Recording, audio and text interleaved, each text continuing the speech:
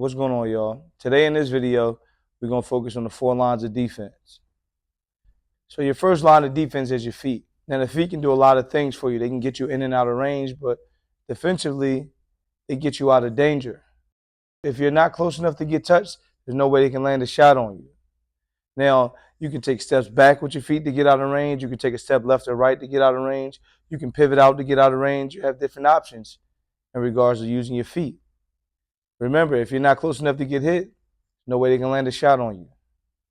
That's why your feet are your first line of defense. Your second line of defense are your hands. Catching shots, parrying shots, catching body shots, all of this. Not only are you catching these shots, but while you're doing that, you're able to collect data. You're able to see how fast the shot is coming, how hard the shot is coming, what angle the shot is coming from, what your opponent's tendencies are.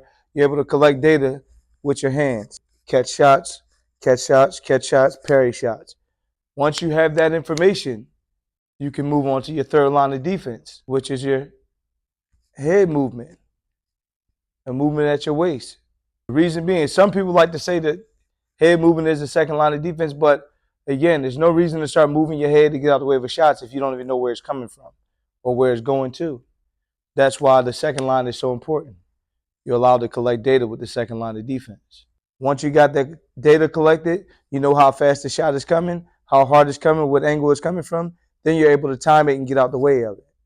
Last but not least, your fourth line of defense is the clinch or to tie up your opponent.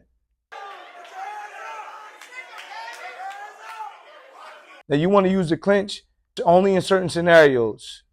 One, if your opponent's throwing a barrage of punches on you, you can't get out the way of it, you tie your opponent up. Another time you want to use the clinch is when you've made a person miss, but you're in a bad predicament, in a bad position. So to eliminate the chances of getting hit again, you go ahead and tie them up and clinch them and take their offense away. Better. That's probably the biggest thing in my opinion. When you're in a place that... Again, the objective is to hit without being hit. It's called boxing, not fighting. Be conscious of these 4 lines of defense and when to use each line of defense. And it'll take your game to the next level.